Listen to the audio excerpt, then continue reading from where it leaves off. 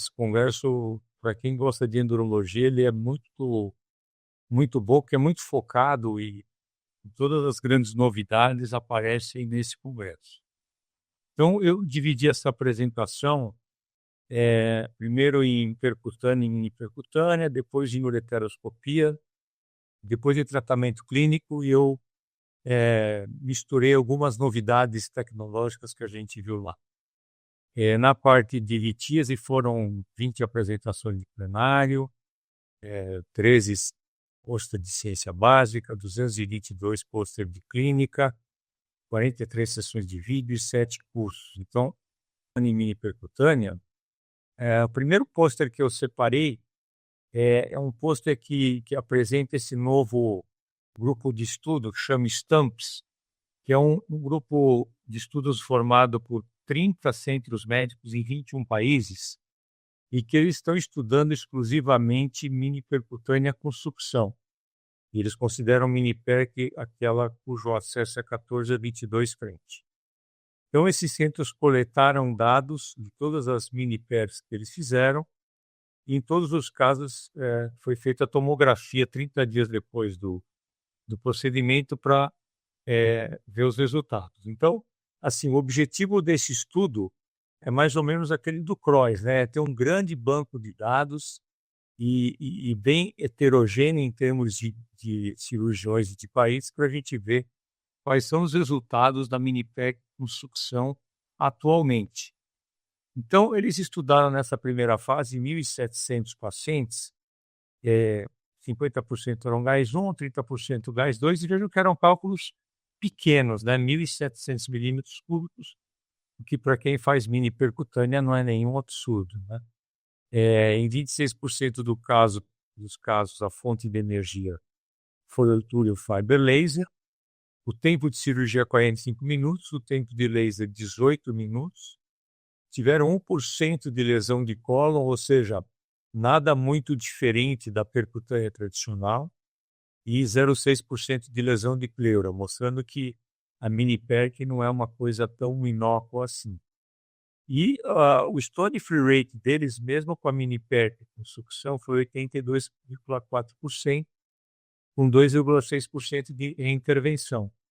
O que, de certa forma, me surpreende um pouquinho, porque não são cálculos grandes, né? São cálculos considerados tranquilos, e mesmo com sucção com 30 dias, eles tiveram 80% de bons resultados, né? Que é o paciente completamente livre de cálculo. Então, não é um número surpreendente, e guardem esse número 80%, que ele vai aparecer várias vezes nos próximos trabalhos que a gente vai ver.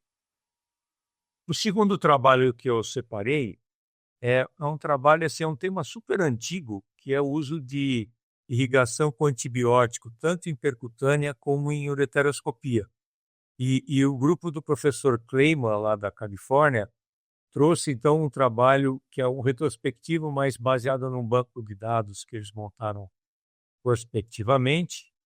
Foram 50 pacientes que fizeram percutânea e irrigação com neomicina mais polimixina contra 50% em que a irrigação foi só com soro fisiológico. Os pacientes que tinham ITU, que tiveram ITU, foram tratados, obviamente. E o que não ficou claro é se eles fazem, além da irrigação, uma antibiótico terapia profilática endovenosa. Isso não ficou claro para mim e acho que para ninguém.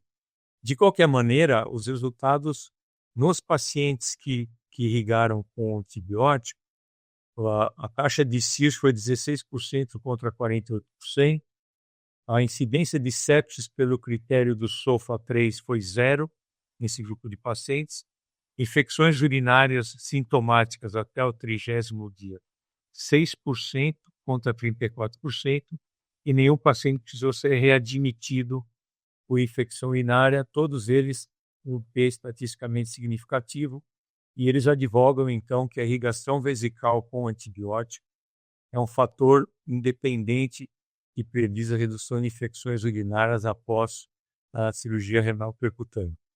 Esse é um tema antigo, eu acho que aqui carece de um trabalho prospectivo, mais bem controlado, randomizado e com maior número de pacientes. Mas fica aqui a ideia de um tema que esse grupo está revivendo. Esse é outro pôster que eu achei bem interessante, também multicêntrico, né? Esse ano teve muito trabalho multicêntrico, né? Esse aqui são 14 centros do mundo todo. Infelizmente, o Brasil não está em nenhum deles. Eles compararam entre janeiro e dezembro do ano passado a mini pack com sucção contra a mini pack sem banheiro de sucção. Então vejam que é um número grande de pacientes, né? 664 são, e o resultado de todos eles com tomografia no 30º PO foi 85% de pacientes completamente livres de cálculo na bainha com sucção contra 87% na bainha convencional, o que chama um pouquinho a atenção. Veja que o número 80% está lá, né? É sempre em torno disso. Os cálculos não eram cálculos muito grandes também, e houve uma grande vantagem de quando se usou a bainha com sucção em termos de tempo operatório, que é de 57 minutos para 42 minutos.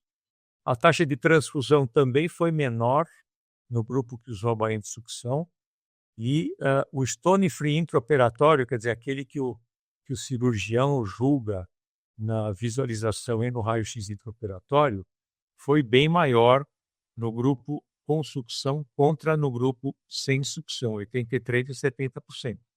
Com relação à infecção, não houve diferença nenhuma. Então, o que a bainha proporcionou foi um resultado imediato melhor, mas com 30 dias foi tudo igual. E isso me faz me deixa um pouco assim com a bainha de sucção, que eu acho que ela realmente, ao final de 30 dias, eu tenho lá minhas dúvidas se ela realmente melhora muito o resultado, sobretudo na mini pack. De qualquer forma, esse é um trabalho bastante interessante com um número grande de pacientes, né? E aqui também, um outro trabalho que eu achei bem interessante é também um trabalho multicêntrico de centros europeus e da Singapura, da Ásia, enfim, em que eles estão comparando a ureteroscopia com sucção, né, a FANS, contra a mini PERC com sucção. Então também é um outro trabalho bem interessante. E vejam que, de novo, um trabalho multicêntrico cooperativo, ele envolve um grande número de pacientes, né? Você tem quase 700 pacientes em cada braço. E, de novo, eles estudam cálculos pequenos, né? 1.400 milímetros cúbicos não é um cálculo grande. E aqui acho que ninguém faria mini PERC nesses casos. Mas, né, enfim, foi comparado aqui também um trabalho bem feitinho, prospectivo, com tomografia no 30º PO, e os resultados foram amplamente favoráveis à mini PERC, né? Se você considerar paciente 100% livre de cálculo, foi 86% na mini PERC contra apenas 57% na ureteroscopia com aspiração. E se você for um pouco mais benevolente e incluir aqueles pacientes com zero fragmento, mais fragmentos residuais pequenos, menores do que 2 milímetros, esse número sobe para 97% nos dois grupos, mostrando que, conforme o seu critério, não há diferença nenhuma significativa entre a mini PERC com sucção e a ureteroscopia com sucção. Mas se você for mais rigoroso, sem dúvida nenhuma, a mini PERC é melhor. Me surpreendeu aqui o maior sangramento na ureteroscopia, não houve diferença significativa, mas foi um sangramento maior. E a ureteroscopia demorou um pouquinho mais, 6 minutos a mais, que quando você põe num universo de 1.500 pacientes, acaba dando um peso significativo, mas eu acho que clinicamente isso não tem nenhuma importância. Na percutânea, o doente ficou internado 2 dias na mini PERC, que eu também acho bastante, a gente tem dado alta para a mini PERC no primeiro pós-operatório, e numa análise multivariada desses dados, eles chegaram à conclusão que a mini PERC com sucção é um fator predictor positivo para pacientes totalmente livre de cálculo. Então, de acordo com esse trabalho, a mini PERC com sucção é melhor do que a ureteroscopia com sucção para cálculos de até 1.400 milímetros cúbicos. Esse é um outro trabalho interessante, sobretudo para quem trabalha no serviço público, em que a gente pega pacientes com insuficiência renal, com rins multioperados ou cálculos muito grandes, enfim. São aqueles casos difíceis, né? É um trabalho do grupo de Nova York, do Dr. Manto Gupta, em que ele avaliou pacientes já com grau de insuficiência renal moderado, ou seja, clearance menor do que 45 ml por minuto e cálculo, e ele foi ver qual era a evolução da função renal desses pacientes que já têm uma deficiência importante de função renal. Então, esses pacientes foram operados em posição supina, percutânea convencional, e foram seguidos por 1 ano, né? E foram comparados com pacientes com insuficiência renal menos severa, aqueles classificados como 3A. Então, o resultado ao final de 1 ano é que a insuficiência renal permaneceu estável em 62% dos pacientes, melhorou em 21% deles e piorou apenas em 17%. E desse grupo, 87% permaneceram livres de diálise no final de 1 ano. Então, isso mostra que muitas vezes a gente fica receoso de fazer percutânea em doente que já tem um certo grau de insuficiência renal. E esse trabalho mostra, não é um número grande, são 29 pacientes, mas mostra que vale a pena a gente investir nesses doentes e que a maioria deles ficou fora de diálise nesse período de 1 ano, que pode ser uma coisa bastante importante para um doente que está nessa situação, né? Então, fica aqui a mensagem que vale a pena, sim, fazer percutânea em doentes com insuficiência renal. Agora, para dar um intervalinho, um descanso de trabalho, esse aqui é um robô que foi apresentado pela doutora Karen Stern, que é um robô que ajuda a gente na punção percutânea guiada por ultrassom. Ele foi aprovado recentemente pelo FDA e você faz um ultrassom, qualquer ultrassom, acopla esse aparelho, toca na tela onde você quer posicionar sua agulha dentro do sistema escritor e ele te leva lá direitinho para o lugar onde você quer funcionar sem nenhum esforço.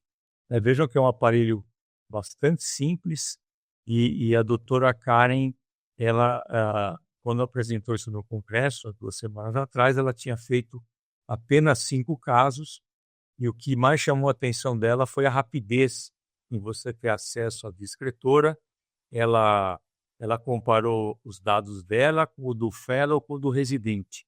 E, obviamente, para o funcionador menos experiente, esse aparelho foi de grande valia e reduziu em mais de 50% o tempo que o residente levou para acessar o ultrassom, o sistema escritor usando o ultrassom. Então, esse provavelmente é um dispositivo novo aí que vai vingar. Então, agora passando um pouquinho para a parte de ureteroscopia, que é o que mais tem trabalho, o grande lance, o grande objetivo e as coisas mais apresentadas foi com relação aos novos ureteroscópios, né? Os ureteroscópios com sucção. E esse primeiro trabalho é um trabalho multicêntrico europeu e com o pessoal da Ásia, o Dr. Traxer é um dos que participa. Então, eles estão avaliando esse novo ureteroscópio da Pulsen, que é um 9.2 French, com um canal de trabalho de 5.1. E eles é um trabalho experimental em que eles foram avaliar a capacidade de sucção desse novo ureteroscópio e eles pegaram, então, cálculos artificiais com esses tamanhos, né, menores do que 2.000, 1.500, 250, 125 micra. E foram analisar a capacidade de sucção com o canal de trabalho vazio e com fibra de laser de 150, 200 e 270 micra. O objetivo primário, como eu falei, foi ver a evacuação completa desses cálculos dentro desse recipiente e a velocidade com que esses fragmentos são aspirados. Então, entre as conclusões do trabalho, é que apenas fragmentos menores do que 250 micra, ou seja, 0,25 milímetros cúbicos, foram aspirados sem haver nenhum bloqueio do canal de trabalho. E, como era de se esperar, a velocidade de aspiração ela diminui à medida que você põe a fibra dentro do canal, e quanto mais calibrosa essa fibra, menor a capacidade, a velocidade de aspiração. Então vejam que com o canal de trabalho livre, a velocidade é de 35 milímetros cúbicos por segundo. E quando você põe uma fibra de 270 micras, que nem é uma fibra tão calibrosa, ela cai para 1/3 disso, cai para 11 milímetros cúbicos por segundo. Então, guardem esse número de 250 micras. Esse é o volume que o professor Traxler acha que é o dusting ideal. Para você ter um dusting ideal, você deve terminar sua cirurgia com todos os fragmentos menores do que 250, e ali você vai fazer um dusting perfeito e uma aspiração sem nenhum problema. Continuando nessa linha de novos ureteroscópios com aspiração, esse é um trabalho do pessoal de Loma Linda, do Dr. Wayne Baldwin, em que também ele comparou os novos ureteroscópios da Pulsen, o 9.2 frente com canal de 5.2, o 7,5 frente com canal de 3.6 e um 7,5 frente sem canal, sem sistema de aspiração, um ureteroscópio desses que a gente está acostumado a usar. Ele usou para todos os ureteroscópios o mesmo sistema de sucção e é um trabalho também experimental, em que ele pegou 1 grama de cálculo de oxalato de cálcio, com fragmentos de novo de 250 micras, 500 micras e 1000 micras, e ele viu nesse trabalho que o único que aspirou fragmentos de até 500 micras, ou seja, meio milímetro, foi o ureteroscópio 9.2 frente com canal de 5.2. E, obviamente, ele foi mais rápido que os demais em todas essas situações. E nenhum canal de trabalho foi capaz de aspirar fragmentos de 1 milímetro. Ou seja, aquilo que eu falei, fragmentos de 250 micras são ótimos e fragmentos de 500 micras são aceitáveis para você ter uma aspiração dentro com estes novos ureteroscópios que incorporam aspiração dentro de si mesmo. Então, o número mágico é 250 micras e parece que está chegando nesse calibre de 9.2 frente com canal de 5.2 frente. Esse é um trabalho, talvez o trabalho mais badalado que teve no Congresso, foi um trabalho que o próprio professor Traxler apresentou, e é um ureteroscópio que ele está desenvolvendo junto com o pessoal da IPG, que é o pessoal que inventou o Thulium Fiber Laser, o pessoal da Rússia. É um ureteroscópio inteligente, que eles chamam. Então, é um ureteroscópio 9 frente. O canal de trabalho ele não falou, mas deve ser 5.1 ou 5.2 frente. Ele tem na sua ponta um sensor de pressão, e ele é ligado a uma bomba de infusão e sucção inteligente. E ele usa um Thulium Fiber Laser com uma fibra de 150 micras. Então, como é que é esse sistema? O ureteroscópio tem um sensor de pressão que transmite para essa bomba inteligente e você adapta, você programa a pressão intrarrenal para ela permanecer entre 15 e 80 centímetros de água, com uma média de 20 a 30.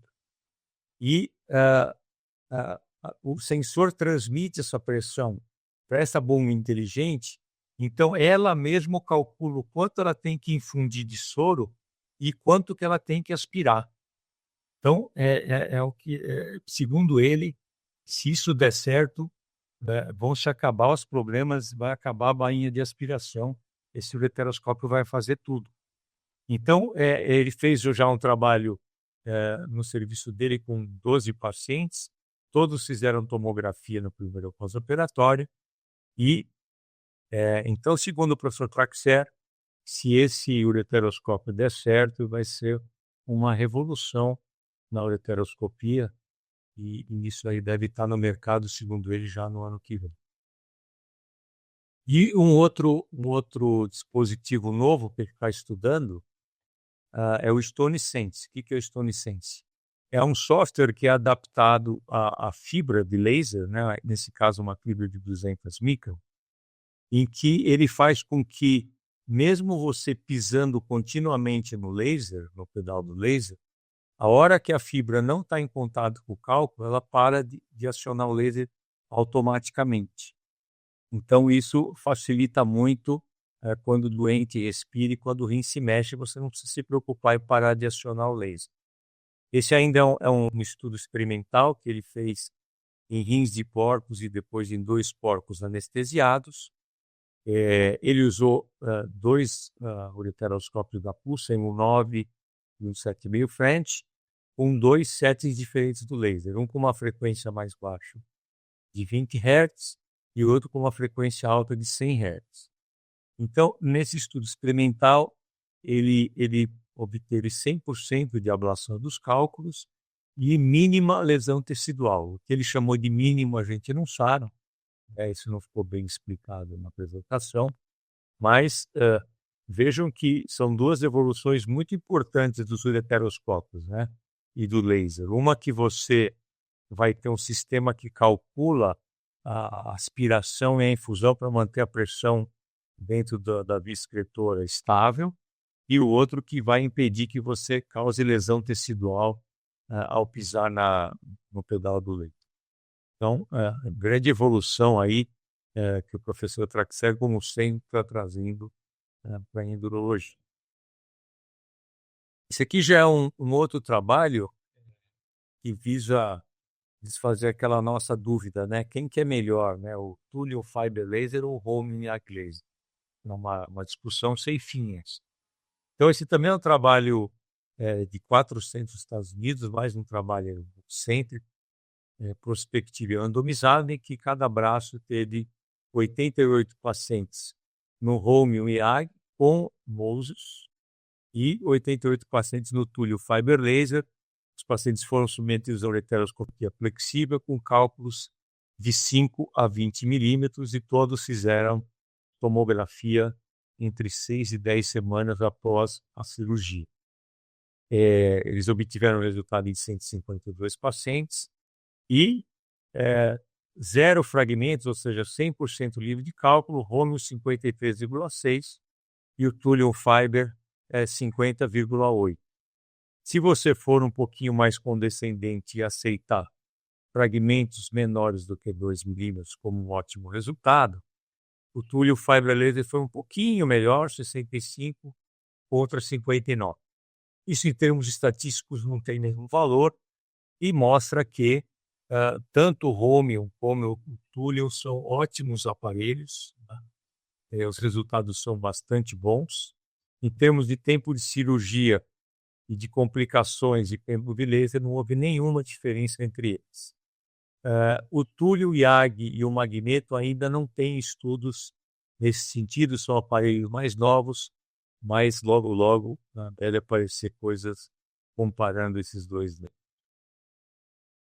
Aqui, o mesmo grupo trouxe o trabalho de irrigação com antibiótico, né? Só que aqui, em vez de ser em percutânea, é em ureteroscopia flexível. Esse é um trabalho retrospectivo de um banco de dados prospectivamente coletado. 30 pacientes fizeram flexível com irrigação com antibiótico e 60 pacientes com irrigação tradicional com soro fisiológico. Aqui também não ficou claro se eles usam o antibiótico profilático ou se eles mantiveram só com a irrigação.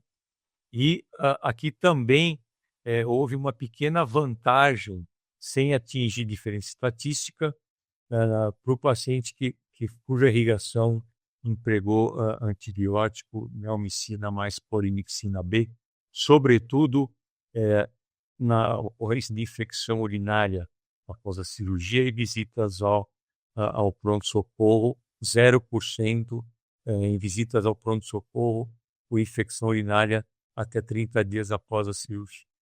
Aqui também é o tema antigo, eu acho que vale a pena fazer um trabalho prospectivo e randomizado para a gente ver se isso tem um valor né, porque é um trabalho retrospectivo, mas fica aí a ideia, é um trabalho aparentemente simples e não muito difícil de ser feito, que se for realmente positivo, ajudaria muito os doentes, né.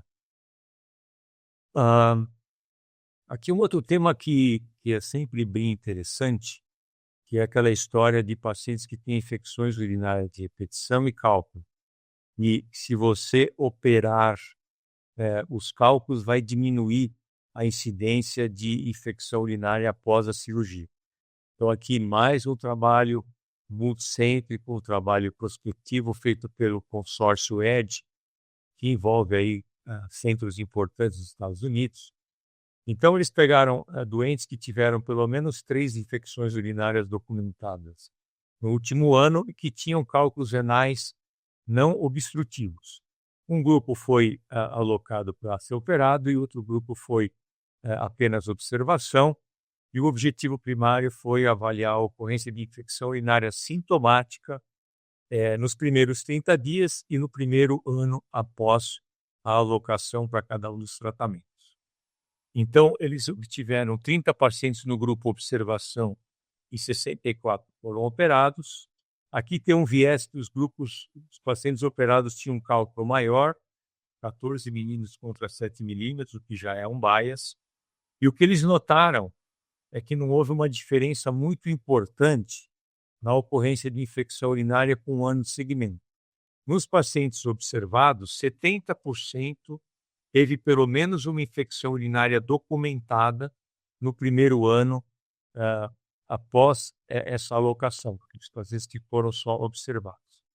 E no grupo de pacientes que foi operado, esse número foi 43%, o que dá um P quase significativo, e eles dizem então, com o próprio título do trabalho, que operar cálculos não obstrutivos calicinais não diminui a ocorrência de infecção urinária. Mas vejam um dado interessante. Naqueles pacientes que foram operados, ficaram totalmente livres de cálculo, a incidência de infecção foi de 35% no primeiro ano após a cirurgia, contra 70% nos pacientes que não foram operados. E aí sim, você tem um P significativo. Então, eu discordo um pouco da conclusão do grupo, que eles dizem que a intervenção não tem nenhum impacto na recorrência de infecção urinária. Eu acho que para doentes bem selecionados, o tratamento de cálculos calicinais assintomáticos em pacientes que têm infecções de repetição, e sobretudo se essa infecção for uma infecção alta, ela pode ser benéfica. Em todo caso, está aí também um trabalho que a gente pode fazer, que é um tema sempre alvo de muito debate. Aqui é um trabalho que eu achei muito interessante, em que eles foram ver como é que foi a evolução clínica e o comportamento dos aparelhos em 5 anos de segmento, tanto no Romeo Yag como no Thulium Fiber. Então, esse MAUD, esse banco de dados dele, que é colhido já há bastante tempo, são registrados todos os problemas clínicos ou problemas com o aparelho que acontecem com o uso do Thulium ou do Romeo Yag. Então, nesses 5 anos, eles tiveram 643 comunicações de efeitos adversos, sendo 323 com Thulium Fiber e 320 com Romeo Yag. Então, o que eles registravam? 24% foram referentes a lesões do trato urinário e 76% defeitos do aparelho. O que chama atenção é que o Thulium Fiber deu 7% de estenose de ureter contra 0% do Romeo. Infecções urinárias foi 14% no Romeo contra 0% no Thulium. E perfuração de ureter foi 1% no Thulium contra 6% no Romeo Yag. O que faz algum sentido a perfuração, porque o Thulium Fiber ele é um laser que tem uma penetração um pouquinho menor, de 2 milímetros contra 0,2 contra 0,4 do Romeo Yag. E o que chamou mais atenção é que defeito do aparelho foi 7% das comunicações, sendo que 8% delas houve relato de fogo no aparelho. 8% delas do Thulium Fiber contra 1% do Romeo Yag e superaquecimento 2% em casa. Eu nunca tinha visto uma um relato de fogo em aparelho de laser. E aí, na apresentação, foi muito engraçado que várias pessoas começaram a levantar a mão que já tinham visto problema de superaquecimento e fogo em aparelho de laser. Uma coisa que me chamou bastante a atenção. Acho que no Brasil não temos esse tipo de notificação ainda. Aqui um outro tema importante, que é o uso do duplo J após a cirurgia, né? Esse é um tema super controverso e que até então existe um certo mandamento que quando a gente usa a bainha, a gente deve sempre deixar um duplo J após a cirurgia. Então esse também é um outro trabalho multicêntrico em que os pacientes foram submetidos à ureteroscopia com bainha, laser, cálculo de até 0,5 centímetro e quando o cirurgião viu que ao final do procedimento não tinha nenhuma lesão ureteral, esses pacientes foram randomizados para ficar com duplo J ou sem duplo J. 36 pacientes ficaram com duplo J, 38 ficaram sem duplo J, o tamanho médio do cálculo 1 centímetro e as complicações com 30 dias, pacientes que tiveram stent, 8% de complicações, sem stent 13%, um número sem nenhuma diferença estatisticamente significante. A qualidade de vida, obviamente, foi pior no grupo que usou stent e não teve nenhuma diferença com relação ao uso de analgésicos, infecções urinárias e tempo de retorno ao trabalho desses pacientes. O que diz, então, que mostra que a gente pode começar a deixar pacientes em que a cirurgia foi muito tranquila, mesmo usando bainha, sem nenhum tipo de stent após a cirurgia. E falando em stent, essa foi uma apresentação na plenária do Dr. Ben Shiu, que é um urologista que todo mundo conhece lá de Vancouver, que estuda duplo J há muito tempo. Né? Ele tem um grupo de estudo de duplo J há muitos anos e parece que agora o duplo J degradável vai mesmo para frente. Eu vou fazer rapidamente essa apresentação. Assim, eles chegaram, esse duplo J chama-se Uriprene, ele é feito de um polímero que se dissolve na urina, ele está sendo estudado desde 2006 e agora parece que vai ser aprovado pela FDA. Então, nesses trabalhos experimentais, eu vou pular esse aqui, 86% do catéter ele foi totalmente degradável e só 14% sobrou resquício de catéter. A maioria dos catéteres foram totalmente degradáveis na terceira semana após a sua colocação. Então, aqui 40% esse é um outro dado de um outro trabalho, que apenas 23% precisou mais de 120 dias para ser totalmente degradável.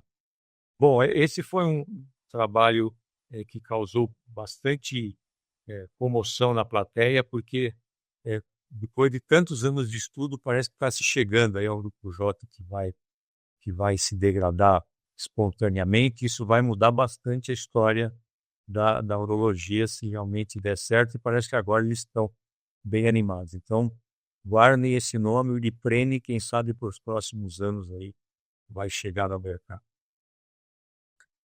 Um outro trabalhinho que eu achei muito interessante é a incidência de estenose de ureter após ureteroscopia e laser, para saber quem que dá mais estenose, né? O Thulium Fiber ou Home-Yard.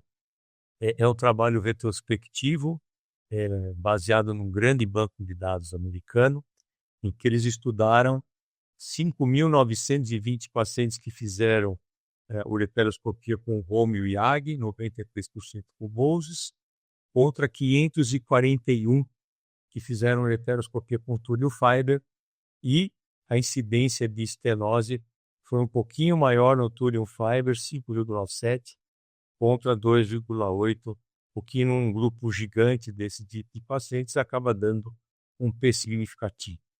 Aqui, de novo, eu acho que a estenose está influenciada pela menor penetração do ômio, e as pessoas acabam sendo um pouco mais condescendentes no seu uso, e também, em termos de frequência e potência, ainda o Thulium Fiber ainda está sendo avaliado contra uma experiência muito maior do Romium Laser. Então, fica aqui um trabalho que eu achei interessante para a gente ver isso. Aqui é o robô, né? Falando um pouquinho de robô, essa experiência inicial do robô coreano, o Zamenix, que a gente já tinha visto no congresso do ano passado lá na Coreia. E aqui é um dos trabalhos clínicos em que eles usaram o Litovil Romium Laser, e o objetivo foi fragmentação e não pulverização. Eles fizeram 10 cálculos renais, tamanho razoável, né, até 20 milímetros. O tempo de docagem no robô foi de 4,5 minutos, o tempo de cirurgia 140 minutos, bastante longo. Tempo de remoção do cálculo de 110 minutos e 20% precisou dilatar com balão. E, de novo, o Stone Free com 30 dias em tomografia, de novo, 80%. Esse é um número mágico.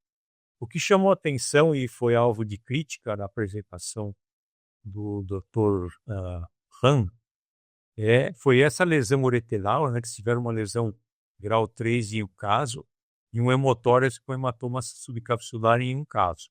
Vejo que num grupo de 10 é uma coisa importante, então a gente deve ficar um pouco de olho, porque o grande problema do robô é a falta de sensibilidade quando você sobe com o ureteroscópio pelo ureter. Isso parece ser o maior problema, não só desse robô, como de todos eles. A gente não tem sensibilidade e às vezes você lesa o ureter sem perceber. Ainda falando de robô, esse não é um robô especificamente para cálculo, para endurologia, mas é um robô novo que eu achei muito interessante, que é um robô utilizado para ressecção de tumor de bexiga. Então você adapta essa fibra dentro do ressectoscópio. Ele tem 2 pequenos catéteres, um que vai uma fibra de laser de 150 ou 200 micras, e na outra você tem uma micropinça que vai tracionando o tumor de bexiga enquanto você vai ressecando. Então, esse também já é uma experiência clínica inicial de um dos grupos que mostrou, e que eles advogam que com esse sistema você tem uma ressecção mais precisa dos tumores de bexiga. Com a vantagem que você opera sentado e o sangramento é mínimo. Então, tá mais um robô aí que está chegando no mercado, apesar de não ser uma coisa exclusivamente para tratamento de cálculo. Eu achei muito interessante mostrar para vocês esse novo robozinho que chama-se Virtuoso. Terminando, esse é um outro trabalho que eu achei interessante, e ele me remete aos problemas que nós temos tido no nosso serviço, que a gente acha que quando a gente usa a baía de sucção, o ureteroscópio quebra mais, né? E esse trabalho fala justamente ao contrário. É um trabalho de St. Louis, em que ele usa o ureteroscópio reutilizável, né, o FlexX-C da Storz, com bainha Clearpetra, e ele avaliou o número de reparos que ele tinha 16 meses antes de usar a bainha Clearpetra e 10 meses depois de passar a usar a bainha Clearpetra. E na experiência desse grupo, o uso da bainha sucção não aumentou as lesões de ureteroscópio que ele observou. E, segundo ele, o que lesa mesmo o ureteroscópio é a deflexão, é você forçar o aparelho no cálice inferior. Para terminar, com tratamento clínico, né? Tratamento clínico não teve muita novidade esse ano.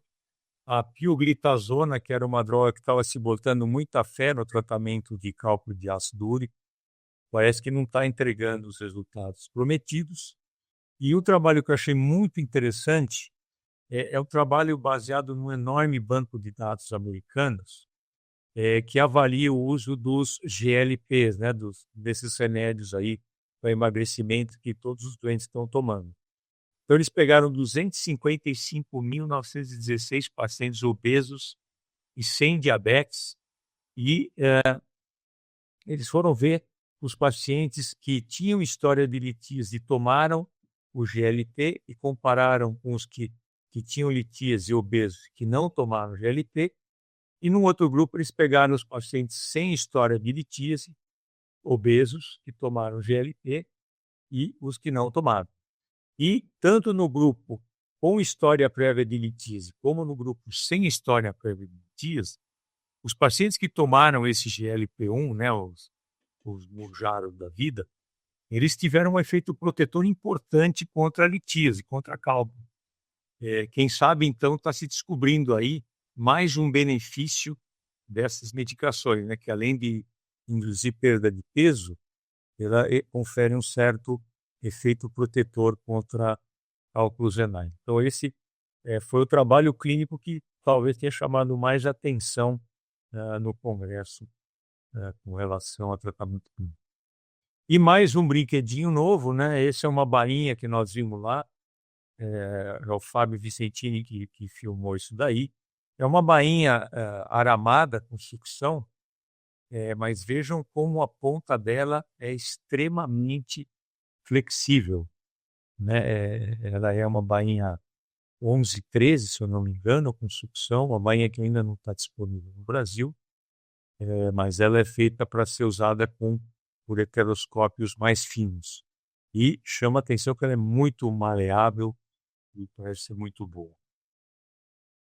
Bom, terminando então, quais são as mensagens que eu gostaria que ficasse para vocês, que pelo menos é o que eu pude incorporar na minha prática desse congresso, que eu achei muito interessante. A sucção em ureteroscopia e também, possivelmente, em mini-PERC, quando que ela vai ser vantajosa? Porque, pelo que a gente está vendo, os resultados com 30 dias de pós-operatório, tanto em ureteroscopia como em mini-PERC, eles são muito semelhantes. Então, a gente não sabe ainda onde que a bainha vai ser melhor empregada, a bainha com sucção. Uma dúvida que fica, né? O que a gente vai usar? Nós vamos usar ureteroscópios mais calibrosos, com sucção incorporada, com bomba inteligente, etc., que é a linha que o professor Traxler está seguindo, ou nós vamos usar a bainha de sucção com ureteroscópios mais finos, tipo 7,5 ou 6,3 French. Ou, quem sabe, ambos, né? A gente tem essa dúvida e isso é o que os próximos anos vão mostrar para a gente. Os ureteroscópios inteligentes, fibras inteligentes, bombas inteligentes, logo, logo vão estar no mercado. Isso vai mudar completamente a ureteroscopia flexível, o jeito como a gente vai fazer a ureteroscopia. Os vovôs em endurologia e em urologia em geral são uma realidade, quer a gente queira, quer a gente não queira, que estão aí para ficar. E o duplo J absorvível, né, que se realmente chegar, também vai ser outra revolução na endurologia. Então, o que ficou para mim desse congresso, que eu volto a dizer, é um congresso muito bom, é que quando a gente pensa que a endurologia vai estacionar, que não tem mais nada de novo, aparece um caminhão de novidades, né? Então, a endurologia vai progredir muito ainda nesses próximos 3, 4 anos. Eu queria convidar todos para o nosso congresso Stone, que vai ser sexta-feira e sábado. Nós vamos ter uma cirurgia com o uso do magneto, né, que é o novo laser que a Handle está trazendo para o Brasil. É um laser bastante revolucionário. Ele está sendo mais preconizado no uso do rolete, né? A no HC foi feita uma cirurgia de próstata, um rolete, e o professor Alberto Antunes que fez, achou um negócio assim, impressionantemente bom. E para a litíase também parece que é um laser muito bom. Nós vamos ter oportunidade de usar uma sexta-feira à tarde uma cirurgia em que a Handle vai nos prestigiar aí com esse novo aparelho, e está todo mundo convidado. Eu também queria convidar todos. O ano que vem, o Congresso Mundial de Endurologia vai ser na Argentina, entre 8 e 13 de novembro, então ninguém vai ter desculpa de falar que o Congresso é longe, que vai ser aqui do lado. E o grupo da Argentina está preparando um congresso e realmente promete muito, vai ser muito bom. Eu queria agradecer mais uma vez o pessoal da Handle por essa oportunidade, parabenizar pelos 40 anos aí de bons serviços prestados à urologia como um todo, e se alguém tiver alguma pergunta, eu estou à disposição para responder. Obrigada, doutor, por uma excelente aula. Nós que agradecemos aí o prestígio e realmente acredito que agregou com muita informação a todos. A gente tem uma dúvida aqui no chat. Doutor Danilo Nagato. Boa noite, professor. Fiquei com uma dúvida. Nos estudos com os novos ureteroscópios de 9.2 French, com canal de trabalho maior e aspiração de fragmentos, foram utilizados bainha de acesso ureteral? Se sim, qual foi o calibre das bainhas utilizadas? Sim, geralmente eles estão usando bainha, é uma bainha convencional. O problema é que esses ureteroscópios 9 ponto French, eles exigem uma bainha de no mínimo 11 French. Ele passa na 10, mas o pessoal tem uma tendência a usar a bainha um pouquinho mais calibrosa para a coisa ficar mais tranquila. Então usa a bainha, sim.